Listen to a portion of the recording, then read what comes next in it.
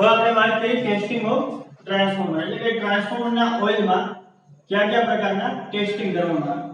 તો સૌપ્રથમ ટેસ્ટ કરવામાં આવે ક્રેકલ ટેસ્ટ.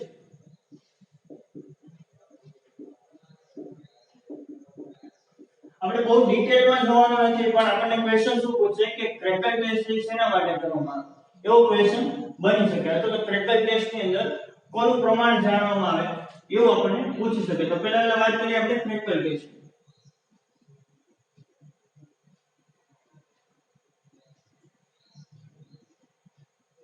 તો ક્રેકલ ટેસ્ટમાં કેવું છે તો કે એક બાઉલની અંદર એક વેસલ અથવા તો વાસણની અંદર કાચના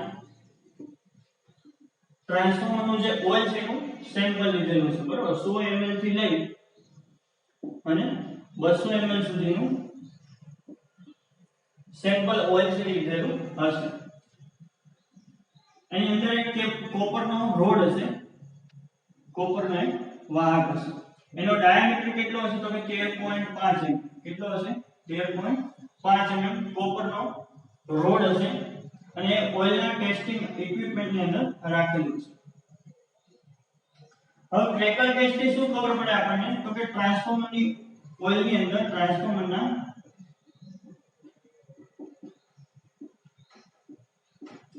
ઓઇલમાં ભેજનું પ્રમાણ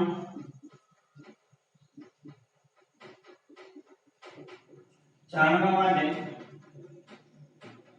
ક્રેકલ ટેસ્ટ કરવામાં આવે બરોબર. ટ્રાન્સફોર્મરની અંદર જે ઓઇલ રાખેલું છે એ ઓઇલની અંદર ભેજનું પ્રમાણ કેટલું છે તો ભેજ અને પાણીના પાર્ટિકલ્સ છે કે નહીં એની હાજરી જાણવા માટે ક્રેકલ ટેસ્ટ કરવામાં આવે. એમાં શું કરવાનું તો કે કાચનું બાઉલ લઈ અને એની અંદર ઓઇલનું સેમ્પલ છે એ ભરવાનું કે જેનું આપણે ટેસ્ટિંગ છે કરવું અને કોપરનો એક રોડ લેવાનો કે જેનો ડાયામીટર છે 13.5 mm રાખવામાં આવે. એ 13.5 mm ના કોપર રોડને ગરમ કરવામાં આવે બરોબર. ક્યાં સુધી ગરમ કરવામાં આવે તો કે એનો કલર છે રેડ નો થાય, રેડ કલર નો થાય કોપરના સળિયાનો ત્યાં સુધી એને ગરમ કરવાનો. પછી શું કરવાનું તો કે કોપરના રોડને લઈ અને જે વેસલની અંદર આપણે ઓઇલનું સેમ્પલ ભરેલું છે એના અંદર ઘુમાવવાનું બરોબર. ઓઇલના જે કોપરનો રોડ છે ગરમ કરેલો એને ઓઇલના સેમ્પલની અંદર ઘુમાવવાનો, રોટેટ કરવાનો.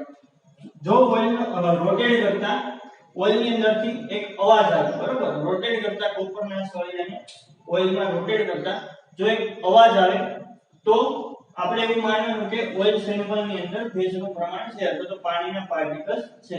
ખ્યાલ આવે છે? એ જે રોડ છે કોપરનો ગરમ કરેલો એને આપણે તળિયાથી નીચે રોટેટ કરીએ, ફેરવીએ અને જો ઓઇલની અંદરથી કંઈક અવાજ આવે તો આપણે એવું માનવાનું કે ઓઇલની હિસિંગ નોઇઝ કહેવાય. શું કહેવાય?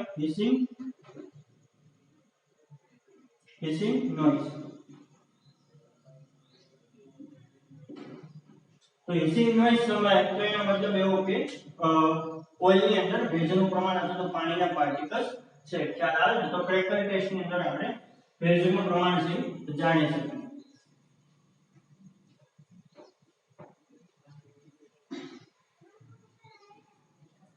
પછી બીજો ટેસ્ટ આવે ફ્લેશ પોઈન્ટ ટેસ્ટ. શું આવે? Flash point test. Flash point ટેસ્ટમાં કેવું કરવામાં આવે તો કે ઓઇલને એક વેસલમાં લઈ અને નીચેથી એને ગરમ કરવામાં આવે બરોબર. ઓઇલને ગરમ કરવામાં આવે અને ઉપરની બાજુ એક ફ્લેમ રાખેલી છે. ફ્લેમ એટલે કે જ્યોત જેવું રાખેલું છે. આ જ્યોત છે રાખેલી હશે અને ઓઇલને નીચેથી શું કરવાનું? ઓઇલના સેમ્પલને ગરમ કરવામાં આવે. હવે આપણે વાત કરીએ કે ઓઇલ છે એનું ટેમ્પરેચર વધશે તો શું થશે તો કે એની અંદરથી ગેસીસ ઉત્પન્ન થશે બરોબર. ગેસીસ છે ઉત્પન્ન થશે અને વરાળમાં રૂપાંતર થઈ અને ઉપરની બાજુએ જશે. હવે ગેસ ક્યાં ક્યાં હશે તો કે હાઇડ્રોજન હોય, ઓક્સિજન હોય, ઘણા બધા ગેસનું કમ્પોઝિશન જે ઉત્પન્ન થશે. એ ગેસના કારણે શું થશે તો કે આ જે ફ્લેમ છે અહીંયા આગળ રાખેલી છે એના પર ગેસ અથવા તો ગેસ આવવાના લીધે શું થશે તો કે આ ફ્લેમ છે વધારે પડતી બ્રાઇટ દેખાશે. ખ્યાલ આવશે? એ જે ટેમ્પરેચરે આ જે ફ્લેમ છે વધારે પડતી બ્રાઇટ દેખાય એ પોઈન્ટને કહેવાય ફ્લેશ પોઈન્ટ. શું કહેવાય? ફ્લેશ પોઈન્ટ કહેવાય. એ ટેમ્પરેચર કેટલું હશે તો કે 130 ડિગ્રી સેલ્સિયસ. ખ્યાલ આવે છે? ટ્રાન્સફોર્મરની અંદર જે ઓઇલ રાખેલું છે એનો ફ્લેશ પોઈન્ટ ટેસ્ટ શું કામ કરવામાં આવે તો કે આપણને ખ્યાલ આવે કે વધારેમાં વધારે કેટલું ટેમ્પરેચર છે ઓઇલ સહન કરી શકશે. જો આ ફ્લેશ પોઈન્ટ કરતા વધારે ટેમ્પરેચર ઓઇલ ની અંદર પ્રોડ્યુસ થાય અથવા તો ટ્રાન્સફોર્મર ટેન્ક ની અંદર ટેમ્પરેચર 130 ડિગ્રી કરતા વધે તો શું થાય તો કે ટ્રાન્સફોર્મર છે સળગવાની સંભાવના રહે. એવું ન થાય એટલા માટે આપણે શું નક્કી કરીએ છીએ ફ્લેશ પોઈન્ટ. ફ્લેશ પોઈન્ટ નો મતલબ શું થાય તો કે જે ટેમ્પરેચરે ટ્રાન્સફોર્મર ઓઇલ છે ગરમ થઈ અને એનું વરાળમાં રૂપાંતર થઈ જાય અને જે ફ્લેમ રાખેલી છે ફ્લેમ વધારે પડતી બ્રાઇટ દેખાય એ પોઈન્ટ ને કહેવાય ફ્લેશ પોઈન્ટ. 130 ડિગ્રી સેલ્સિયસ જેટલો ફ્લેશ પોઈન્ટ રાખવામાં આવે. ખ્યાલ આવે છે? પછીની વાત છે ડાઇલેક્ટ્રિક સ્ટ્રેન્થ, સૌથી ઇમ્પોર્ટન્ટ છે.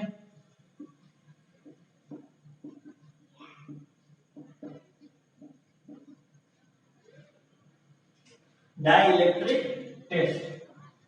ડાઇલેક્ટ્રિક ટેસ્ટમાં શું કરવામાં આવે તો કે ટ્રાન્સફોર્મર ની અંદર જે ઓઇલ રાખેલું છે ઇન્સ્યુલેટિંગ ઓઇલ એ આપણે જોયું કે બે પર્પસ કરે છે. ટ્રાન્સફોર્મર ની અંદર જે ઓઇલ રાખેલું છે શું કરશે તો કે બે પર્પસ માટે કામ આવે છે, બે ઉપયોગમાં લેવાય. એક તો ઇન્સ્યુલેશન પ્રોવાઈડ કરશે અને બીજો શું કરશે તો કે ટ્રાન્સફોર્મર નું કુલિંગ કરશે. ખ્યાલ આવે છે? તો જે ઓઇલ છે એની નોર્મલ ડાઇલેક્ટ્રિક સ્ટ્રેન્થ કેટલી હશે તો કે 40 કેવી પ્રતિ સેન્ટીમીટર સ્ક્વેર. 40 કેવી પ્રતિ સેન્ટીમીટર સ્ક્વેર. તો જે ટ્રાન્સફોર્મર ની અંદર ઓઇલ છે એની ડાઇલેક્ટ્રિક સ્ટ્રેન્થ ચેક કરવા માટે ડાઇલેક્ટ્રિક ટેસ્ટ છે કરવામાં આવે. એનું બીજું નામ છે બીડીવી ટેસ્ટ. બીજું નામ શું છે? બીડીવી ટેસ્ટ, બ્રેકડાઉન વોલ્ટેજ ટેસ્ટ. આમાં શું કરવામાં આવે તો કે એક ટેન્ક હોય સ્પેશિયલ, એની અંદર શું હશે તો કે બે સ્ફિયર છે. સ્ફિયર એટલે કે ગોળા છે. એનો ડાયામીટર કેટલો હશે 13.5 mm નો. કયા મટીરીયલના બનેલા હશે તો કે બ્રાસ મટીરીયલના બનેલા હશે. બરોબર. હવે ઓઇલ નું જે સેમ્પલ છે એને અહીંયા આગળ આ ટેન્ક ની અંદર એટલે કે બીડીવી ટેસ્ટ કીટ ની અંદર લઈ આવવાનું. ઓઇલ ભરી દેવાનું. હવે આ જે બે સ્ફિયર છે એ સ્ફિયર માં વચ્ચે શું આપવાનું આપણે તો કે વોલ્ટેજ છે એપ્લાય કરવાનું. બરોબર. આ જે બે સ્ફિયર છે કન્ડક્ટિંગ સ્ફિયર છે બ્રાસ મટીરીયલના બનેલા છે 13.5 mm ડાયામીટર હશે. એની અંદર ટેસ્ટિંગ ઓઇલને ભરી દેવાનું અને બંને ટર્મિનલ ઉપર વોલ્ટેજ આપવાના. વોલ્ટેજ કોની મદદથી આપશું આપણે તો કે ઓટો ટ્રાન્સફોર્મરની મદદથી. ઓટો ટ્રાન્સફોર્મરની મદદથી આપણે વોલ્ટેજ આપશું. બરોબર. ઓટો ટ્રાન્સફોર્મર કોને કહેવાય તો કે એક સિંગલ વાઇન્ડિંગ ટ્રાન્સફોર્મર છે. એટલે કે અડધું વાઇન્ડિંગ છે HV તરીકે અને બાકીનું વાઇન્ડિંગ છે LV તરીકે કામ કરશે. તો ઓટો ટ્રાન્સફોર્મરની મદદથી આપણે શું કરશું તો કે વેરીએબલ વોલ્ટેજ આપશું. કેવા આપશું? વેરીએબલ વોલ્ટેજ છે આપશું. કેમ વેરીએબલ વોલ્ટેજ આપશું તો કે ટ્રાન્સફોર્મર ઓઇલનું જેમ આપણે ટેસ્ટિંગ કરવું છે એને ડાયરેક્ટ આપણે 40 kV નો આપી શકીએ. ખ્યાલ આવે છે? ડાયરેક્ટ 40 kV આપી શકીએ નહીં. ડાયરેક્ટ વોલ્ટેજ છે આપણે વધારી દેશું તો શું થશે તો કે ટ્રાન્સફોર્મરનું જે ઓઇલ છે એનો એક્યુરેટ એટલે કે ચોકસાઈ મુજબ એનો ટેસ્ટ થશે નહીં. એવું ન થાય એટલા માટે શું કરવું પડે તો કે ઓટો ટ્રાન્સફોર્મરની મદદથી આપણે ધીરે ધીરે વોલ્ટેજને વધારશું. 2 થી 5% ના દરે જે આપણે વોલ્ટેજ વધારશું ધીરે ધીરે. ખ્યાલ આવે તો ઓટો ટ્રાન્સફોર્મરનું ટેપિંગ પહેલા અહીંયા રાખશું એટલે કે વોલ્ટેજ ખૂબ જ ઓછામાં છે, પછી 0 માં છે, પછી ધીરે ધીરે શું કરશું આ ટેપને વધારતા જશું. જે વોલ્ટેજ જે ટ્રાન્સફોર્મર બે સ્ફિયર વચ્ચે જે વોલ્ટેજ લેવલ ઓટો ટ્રાન્સફોર્મરના જે વોલ્ટેજ લેવલે બે સ્ફિયર વચ્ચે સ્પાર્ક થાય. શું થાય? બે સ્ફિયર વચ્ચે સ્પાર્ક થાય એટલે કે ઓઇલનું બ્રેકડાઉન થાય. એ વોલ્ટેજને આપણે શું કરવાનું? નોંધી લેવાનું. બરોબર. સપોઝ ધારો કે 25 kVA બ્રેકડાઉન થયું તો એ આપણે નોંધી લેવાનું. હવે આ રીતે 3 થી 4 વખત ટેસ્ટ છે કરવાના. બરોબર. 3 થી 4 વખત આ રીતે વોલ્ટેજ છે ને વધારવાના અને જે રીડિંગ આવે દરેક વખતે એક સરખું રીડિંગ આવશે નહીં. કેમ નહીં રીડિંગ આવે તો કે દરેક વખતે છે જો ઓઇલ છે એકવાર આની અંદર સ્પાર્ક થાય એટલે શું થાય તો કે એની અંદર કાર્બનના પાર્ટિકલ જમા થઈ જાય. બરોબર. આ જે સ્ફિયર છે એ સ્ફિયરની સરફેસ ઉપર શું થાય કાર્બનના પાર્ટિકલ્સ જે જમા થઈ જાય, મેશ જમા થઈ જાય. એના કારણે શું થશે તો કે વોલ્ટેજનું લેવલ છે ધીરે ધીરે ઘટતું જશે એટલે કે ઓછા વોલ્ટેજ પછી બ્રેકડાઉન થવા માંડશે. ખ્યાલ આવે ને? તો 4 થી 5 રીડિંગ લઈ અને દરેકનું એવરેજ કાઢવું. સપોઝ ધારો કે પહેલાના 25 kV આવ્યું, પછી 26 kV આવ્યું, પછી 24 kV આવ્યું. આવી રીતે 5-6 રીડિંગ લઈ અને એવરેજ કાઢવામાં આવે અને એવરેજ વેલ્યુમાં એને કહેવાય સાચા BDV એટલે કે બ્રેકડાઉન વોલ્ટેજ કહેવાય. ખ્યાલ આવે છે? એટલે કે ટ્રાન્સફોર્મરના ઓઇલની એવરેજ વેલ્યુ જે લેવામાં આવે 4 થી 5 વખત ટેસ્ટ કરી એને કહેવાય BDV વેલ્યુ અથવા તો ડાઇલેક્ટ્રિક સ્ટ્રેન્થની કિંમત કહેવાય. ખ્યાલ આવે છે? તો BDV ટેસ્ટ શું કામ કરવામાં આવે છે? તો ડાઇલેક્ટ્રિક સ્ટ્રેન્થ ટેસ્ટ શું કામ કરવામાં આવે? તો કે ટ્રાન્સફોર્મરની અંદર જે ઓઇલ આપણે યુઝ કરીએ છીએ એ ઓઇલ ને મહત્તમ કેટલા વોલ્ટેજને સહન કરી શકશે અથવા તો એની ડાઇલેક્ટ્રિક સ્ટ્રેન્થ કેટલી હશે, કેટલા કેવી પર સેન્ટીમીટર હશે એ ચેક કરવા માટે આપણે ડાઇલેક્ટ્રિક સ્ટ્રેન્થ ટેસ્ટ કરીએ છીએ. ખ્યાલ આવે છે? તો આ ત્રણ પ્રકારના ટેસ્ટ હતા એ મુખ્ય આપણા સિલેબસમાં છે તો મેઈનલી આપણને એમાંથી ક્વેશ્ચન જે પૂછાય છે. પછીના ઘણા બધા ટેસ્ટ છે, એસિડિટી ટેસ્ટ છે, સ્લજ ટેસ્ટ છે, ઘણા બધા ટેસ્ટ છે પણ એ આપણે બહુ ઇમ્પોર્ટન્ટ ધરાવતા નથી એટલે આપણે નથી કરાવતા. ખ્યાલ આવે છે? તો મેઈન તમારે શું યાદ રાખવાનું છે? ક્રેકલ ટેસ્ટ શું કામ કરવામાં આવે? તો કે ભેજનું પ્રમાણ જાણવા માટે. બીડીવી ટેસ્ટ શું કામ કરવામાં આવે? તો કે વોલ્ટેજ ટ્રાન્સફોર્મરની ઓઇલ છે મહત્તમ કેટલા વોલ્ટેજ સહન કરી શકશે એ જાણવા માટે. ડાઇલેક્ટ્રિક સ્ટ્રેન્થનો એકમ શું હોય? તો કે કિલોવોલ્ટ પ્રતિ સેન્ટીમીટર અથવા કિલોવોલ્ટ પ્રતિ mm. ખ્યાલ આવે છે? અને ફ્લેશ પોઈન્ટ ટેસ્ટ શું કામ કરવામાં આવે? તો કે ઓઇલ છે મહત્તમ કેટલું ટેમ્પરેચર સહન કરી શકશે બ્રેકડાઉન થયા વગર અથવા તો વિઘટન થયા વગર, આગ લગાડ્યા વગર એને કહેવાય ફ્લેશ પોઈન્ટ 130 ડિગ્રી સેલ્સિયસ હોય છે. હવે વાત કરીએ આપણે બે ઇમ્પોર્ટન્ટ ટેસ્ટની કે જે લોસીસ ને કેલ્ક્યુલેટ કરવા માટે કામ આવે. Open circuit test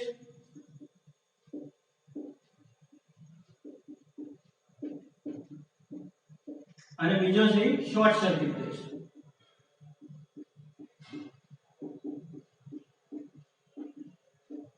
open circuit test અને શોર્ટ સર્કિટ ટેસ્ટ. એના પહેલા આપણે વાત કરીએ કે ટ્રાન્સફોર્મરની અંદર છે બે પ્રકારના લોસીસ થાય. બરોબર? ટ્રાન્સફોર્મરની અંદર બે પ્રકારના લોસીસ થાય, આયરન લોસ અથવા તો કોર લોસ અને બીજો છે કોપર લોસ.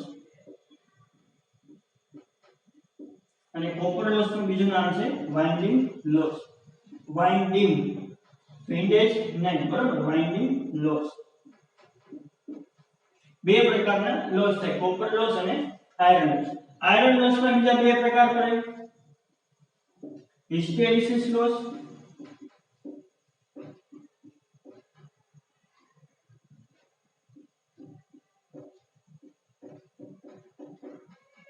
અને એડી કરંટ લોસ.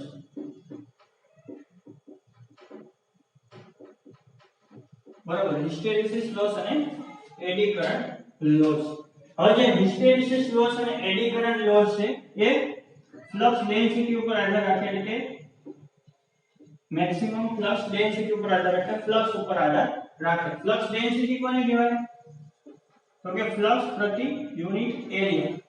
બરાબર? ફ્લક્સ પ્રતિ યુનિટ એરિયાને કહેવાય ફ્લક્સ મેગ્નેટિક ફ્લક્સ ડેન્સિટી. તો હિસ્ટેરિસિસ લોસ અને એડી કરંટ લોસ એ ફ્લક્સ ડેન્સિટી અને ફ્રીક્વન્સી ઉપર આધાર રાખે. બરાબર? ફ્રીક્વન્સી ઉપર આધાર રાખે, સપ્લાય ફ્રીક્વન્સી. ખ્યાલ આવે? તો ફ્રીક્વન્સી આપણી 50 હર્ટ્ઝ કોન્સ્ટન્ટ છે, બરાબર? ઇન્ડિયન. અને ફ્લક્સ ડેન્સિટી પણ કેવી હશે? કોન્સ્ટન્ટ હશે. એટલે કે ટ્રાન્સફોર્મરની અંદર એકવાર વાઇન્ડિંગ થઈ ગયું તો પછી એની અંદર જે ફ્લક્સ પ્રોડ્યુસ થશે ફ્લક્સની કિંમત કેવી હશે? એક સરખી હશે અથવા તો કોન્સ્ટન્ટ હશે. એટલા માટે હિસ્ટેરિસિસ લોસ અને એડી કરંટ લોસ એ બંને કેવા હશે? અચળ હશે. કેવા હશે? અચળ હશે. બરાબર? હિસ્ટેરિસિસ લોસ અને એડી કરંટ લોસ અથવા તો એ બંનેનું સમેશન કરીએ તો શું મળે આપણને? સમેશન એટલે કે સરવાળો કરીએ તો શું મળે? કોર લોસ અથવા તો આયરન લોસ. તો આયરન લોસ એ હંમેશા કેવો હશે? અચળ હશે. બરાબર? ટ્રાન્સફોર્મરની અંદર આયરન લોસ હંમેશા કેવો હશે? અચળ હશે. બીજો આવે કોપર લોસ. તો બીજો આવે કોપર લોસ. કોપર લોસ કોને કહેવાય? તો કે ટ્રાન્સફોર્મરની અંદર જે વાઇન્ડિંગ છે એ વાઇન્ડિંગનો પોતાનો એક રેઝિસ્ટન્સ હોય. બરોબર? વાઇન્ડિંગમાં શું હોય? પોતાનો એક રેઝિસ્ટન્સ હોય અને વાઇન્ડિંગમાંથી પસાર થતો કરંટ. તો વાઇન્ડિંગના રેઝિસ્ટન્સને કારણે જે લોસ થાય એને કહેવાય I2R લોસ. એને કહેવાય કોપર લોસ. વાઇન્ડિંગના પ્રતિરોધને કારણે થતા લોસને કહેવાય કોપર લોસ. કોપર લોસ કેવો હશે? તો કે વેરીએબલ હશે. કેવો હશે? વેરીએબલ હશે. બરોબર? આપણને એવું પૂછાય કે ટ્રાન્સફોર્મરની અંદર અચળ લોસ કયો છે? તો કે આયરન લોસ અથવા તો કોર લોસ અને હિસ્ટેરિસિસ લોસ, એડી કરંટ લોસનું સરવાળો. વેરીએબલ લોસ કેવો હશે એટલે કે લોડની સાથે બદલાતો લોસ કેવો છે તો કોપર લોસ એ લોડ સાથે બદલાતો લોસ છે. હવે આપણને એક ક્વેશ્ચન જે વારંવાર પૂછે આ બે લોસ વિશે ખ્યાલ આવે બે પ્રકારના લોસ થાય આની અંદર ફ્રિક્શન કે વિન્ડેજ લોસ નો થાય ટ્રાન્સફોર્મરમાં કેમ નો થાય તો કે ટ્રાન્સફોર્મરની અંદર કોઈ ફરતા ભાગ નથી એટલા માટે ફ્રિક્શન અને વિન્ડેજ લોસ થશે નહીં. આયરન લોસ કેમ કોન્સ્ટન્ટ છે તો કે ફ્લક્સ ડેન્સિટી અને ફ્રીક્વન્સી ઉપર આધાર રાખે છે અને બંનેની કિંમત કેવી હશે અચળ હશે. એકવાર મશીન ડિઝાઇન થઈ ગયું પછી ફ્લક્સ ડેન્સિટી કે ફ્રીક્વન્સી બદલે નહીં એટલા માટે આયરન લોસ છે હંમેશા અચળ હશે. અને કોપર લોસ કેમ બદલાય છે તો કે કરંટ ઉપર આધાર રાખે છે બરોબર. I2R લોસ કોપર લોસ એટલે કે I2R લોસ એ કરંટ ઉપર આધાર રાખે છે. હવે કરંટ છે લોડની સાથે શું થશે બદલાતો રહેશે ખ્યાલ આવે છે હાફ લોડ કે ફૂલ લોડ કે તો બદલાતો રહેશે એટલા માટે કોપર લોસ કેવો છે વેરીએબલ છે. હવે આપણને એક સવાલ વારંવાર પૂછાય છે કે ફૂલ લોડ ઉપર કોપર લોસ ટ્રાન્સફોર્મર જ્યારે ફૂલ લોડ ઉપર ઓપરેટ થાય છે ત્યારે એનો કોપર લોસ કેટલો છે તો કે 1000 વોટ છે બરોબર. આ કોઈ પણ રકમ આપેલી હોય 100 વોટ પણ આપેલા હોય કોઈ પણ રકમ આપેલી હોય તો એક ટ્રાન્સફોર્મર છે ફૂલ લોડ ઉપર જ્યારે ઓપરેટ થાય છે ત્યારે એનો કોપર લોસ જે છે ત્યારે ફૂલ લોડ ઉપર ઓપરેટ થાય ત્યારે કોપર લોસ કેટલો છે તો કે 1000 વોટ છે. ખ્યાલ સમજો જ્યારે ટ્રાન્સફોર્મર ફૂલ લોડ ઉપર ઓપરેટ થાય છે ત્યારે એનો કોપર લોસ કેટલો છે તો કે 1000 વોટ છે. હવે જ્યારે ટ્રાન્સફોર્મર હાફ લોડ ઉપર ઓપરેટ થાય છે બરોબર જ્યારે ટ્રાન્સફોર્મર હાફ લોડ ઉપર ઓપરેટ થાય કોપર લોસ ફૂલ લોડ ઉપર 1000 વોટ છે અને આયરન લોસ જે છે એને આપણે I ડબલ્યુ થી દર્શાવે આયરન લોસ બરાબર 500 વોટ છે બરોબર. સમજો રકમ એક ટ્રાન્સફોર્મર છે ફૂલ લોડ ઉપર ઓપરેટ થાય છે ત્યારે તેનો કોપર લોસ કેટલો છે 1000 વોટ છે અને આયરન લોસ કેટલો છે 500 વોટ છે. હવે એ જ ટ્રાન્સફોર્મર હાફ લોડ ઉપર ઓપરેટ થાય ત્યારે એનો કોપર લોસ કેટલો હશે અને આયરન લોસ છે કેટલો હશે એ ગોતો બરોબર. આવું આપણને પૂછે તો આ દાખલામાં કઈ સોલ્યુશન જેવું છે નહીં બરોબર. આયરન લોસ આપણને શું કીધું હમણાં જ આપણે વાત કરી એ કેવો છે અચળ લોસ છે બરોબર એટલે કે લોડ ઉપર આધાર રાખતો નથી કરંટ ઉપર આધાર રાખતો નથી. કોના ઉપર આધાર રાખે છે તો કે ફ્લક્સ ડેન્સિટી અને ફ્રીક્વન્સી ઉપર આધાર રાખે છે. આ બંને તો કેવી છે કોન્સ્ટન્ટ છે એટલા માટે આયરન લોસ કેવો રહે ફૂલ લોડ ઉપર પણ 500 વોટ રહેશે. ખ્યાલ આવે છે આયરન લોસ છે બદલાતો નથી અચળ રહે છે એટલા માટે આયરન લોસ જેટલો ફૂલ લોડ વખતે હતો એટલો જ ક્યારે રહેશે હાફ લોડ વખતે એટલે કે હાફ લોડ વખતે આયરન લોસ કેટલો રહેશે 500 વોટ જ રહેશે. ખ્યાલ આવે છે. હવે વાત કરીએ આપણે કોપર લોસ તો કોપર લોસ છે ફૂલ લોડ કોપર લોસ નું સૂત્ર શું છે I2R લોસ બરોબર. ફૂલ લોડ એટલે શું થાય 100% લોડ બરોબર. ફૂલ લોડ એટલે 100% લોડ 100% લોડ એટલે કેટલો તો કે 1% વાળામાંથી કાઢીએ તો કેટલા આવે 100 ભાગ્યા 100 કરીએ તો કેટલા આવે 1. ખ્યાલ આવે છે. હાફ લોડ એટલે કેટલા કહેવાય તો કે 50% લોડ બરોબર. હાફ લોડ નો મતલબ શું થાય 50% લોડ 50% લોડ એટલે 1/2 થાય બરોબર. કારણ કે 50% વાળાની નિશાની કાઢી હોય તો મારે શું મૂકવું પડે છેદમાં 100 એક એક 0 2 ગયા તો કેટલા થાય 5 દુ 10 એનો મતલબ કે 1/2 આવશે. હાફ લોડ એટલે ખ્યાલ આવે છે 50% લોડ એટલે કેટલો થાય 1/2. આ સુધી ખ્યાલ આવે છે. હવે ફૂલ લોડ વખતે આપણને કોપર લોસ કેટલો આપેલો છે 1000 વોટ આપેલો છે તો આપણે બેને સરખાવી કે ફૂલ લોડ વખતેનો કોપર લોસ બરાબર હાફ લોડ વખતેનો કોપર લોસ. ખ્યાલ આવે ફૂલ લોડ વખતે કેટલો હતો તો કે 1000 વોટ. હાફ લોડ નો મતલબ શું થાય 1/2 નો વર્ગ આ રીતે થાય 1/2 નો વર્ગ ગુણ્યા r. તો r વિશે તો આપણને કઈ કીધું નથી એટલે r નો લખીએ તો ચાલે. આ r શું કામ 1/2 નો વર્ગ શું કામ લખ્યો તો કે હાફ લોડ નો મતલબ થાય 1/2 એટલે કે અડધો લોડ છે બરોબર. કોપર લોસ નું સૂત્ર શું છે I2R એટલે I નો વર્ગ લોડ એટલે કે કરંટ જ થયો કરંટ અડધો થઈ ગયો એટલે શું કર્યું આપણે 1/2 નો વર્ગ છે કર્યો. આ સુધી ખ્યાલ આવે ને. હવે બરોબર 1/2 નો વર્ગ તો 1 નો વર્ગ કેટલો થાય 1 અને 2 નો વર્ગ 4. એનો મતલબ શું થાય તો કે જો ફૂલ લોડ વખતે કોપર લોસ હતો એ હાફ લોડ વખતે કેટલો થઈ જાય ચોથા ભાગનો થઈ જાય એટલે કેટલો થાય 1000 ભાગ્યા 4 બરાબર cu હાફ લોડ બરાબર। તો 1000 ભાગ્યા 4 એટલે કેટલા થાય 250 વોટ થશે। ખ્યાલ આવ્યો। આયરન લોસ થી અટલ છે એટલે કે બદલાતો નથી અને કોપર લોસ થી બદલાય છે। ફૂલ લોડ વખતે 1000 વોટ આપેલો છે તો હાફ લોડ વખતે કેટલો થશે 50% લોડ પર અથવા તો હાફ લોડ નો કે આપણને એવું કહે કે 50% લોડ પર કેટલો થશે તો કે 1/4 તમારે જો આ કેલ્ક્યુલેશન ન કરો તો શું કરવાનું તો કે જે રકમ આપી હોય ફૂલ લોડ વખતે જે લોસ આપેલો સપોઝ ધારો કે અહીંયા આગળ 1600 વોટ આપેલો છે બરોબર। ફૂલ લોડ વખતે કોપર લોસ કેટલો છે 1600 વોટ આપેલો છે તો હાફ લોડ વખતે કેટલો થાય તો કે એનો ચોથા ભાગ। ખ્યાલ આવે છે એના ચોથા ભાગ સમજાય છે એટલે કે 400 વોટ થી હાફ લોડ વખતે કોપર લોસ થશે। તો આ મેઈન છે કે આપણે યાદ રાખવું। હવે બે કેસ વિશે આપણે થોડીક એક વાત કરી લઈએ લોસીસ વિશે તમને સમજાઈ ગયું હોય તો